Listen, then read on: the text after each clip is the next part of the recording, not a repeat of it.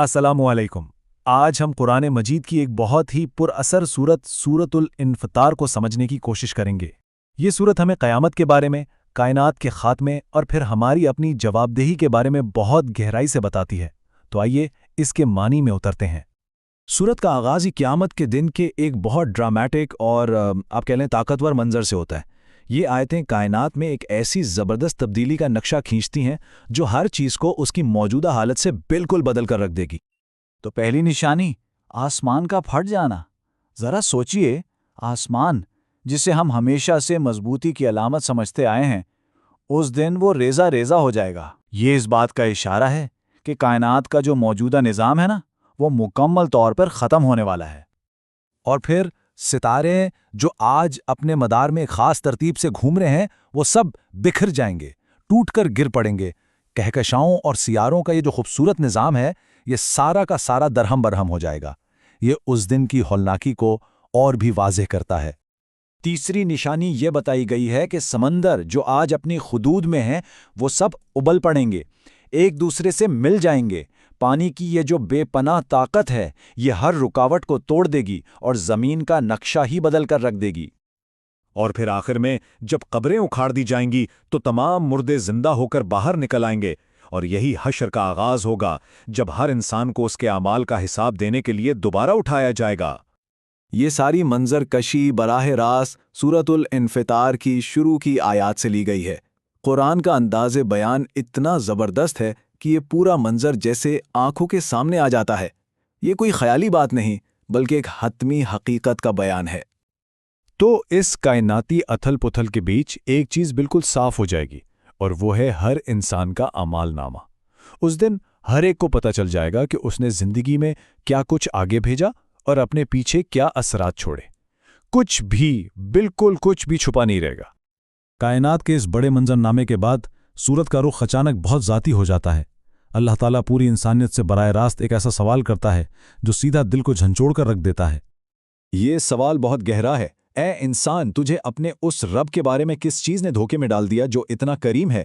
یہ سوال انسان کو اپنی غفلت پر سوچنے پر مجبور کرتا ہے کہ آخر وہ کون سی چیز تھی جس نے اسے اپنے اتنے مہربان خالق سے غافل کر دیا۔ اور اسی سوال کے فوراً بعد اللہ تعالیٰ اپنی نعمتیں یاد دلاتا ہے کہ دیکھو، یہ وہی رب ہے جس نے انسان کو پیدا کیا، اسے بہترین شکل و صورت دی اور اس کے جسم میں ایک توازن رکھا۔ یہ ایک طرح کی یاد دہانی ہے کہ جس رب نے اتنی فیاضی سے نوازا، اس سے غفلت برتنا کتنی بڑی ناشکری ہے۔ تو سوال یہ ہے کہ انسان آخر اس غفلت کا شکار ہوتا کیوں ہے؟ سورت کا اگلا حصہ اسی سوال کا جواب دیتا ہے، اور ساتھ ہی یہ بھی بتاتا ہے کہ اس کے ہر عمل کو کیسے ریکارڈ کیا جا رہا ہے۔ یہاں اصل جڑ کی طرف اشارہ کیا گیا ہے۔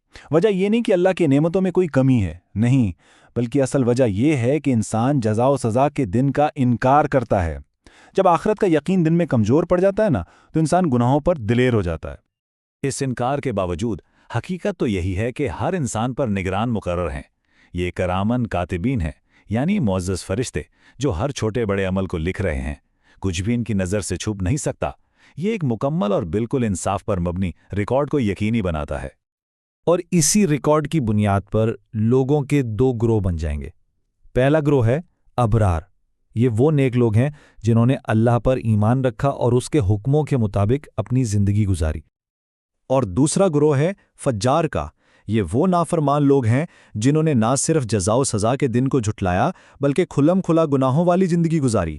اور ظاہر ہے ان دونوں گروہوں کا انجام بالکل الگ الگ ہوگا۔ اور یہ ہے ان کا انجام۔ ابرار یعنی نیک لوگ جنت کی نعمتوں میں ہوں گے، جبکہ فجار یعنی بدکار لوگ بھڑکتی ہوئی آگ یعنی دوزخ میں ہوں گے۔ یہ دو بالکل مختلف اور ہمیشہ کے ٹھکانے ہیں۔ سورت کا آخری حصہ ہمیں ایک بار پھر اسی دن کی طرف لے جاتا ہے، یوم جزا یعنی بدلے کا دن، اور اس کی اصل حقیقت اور مکمل اختیار کو واضح کرتا ہے۔ یہاں اس سوال کو دہرایا گیا ہے، اور تمہیں کیا معلوم کہ جزا کا دن کیا ہے؟ اس سوال کو دہرانے کا مقصد اس دن کی عظمت اور اس کی ہولناکی پر زور دینا ہے۔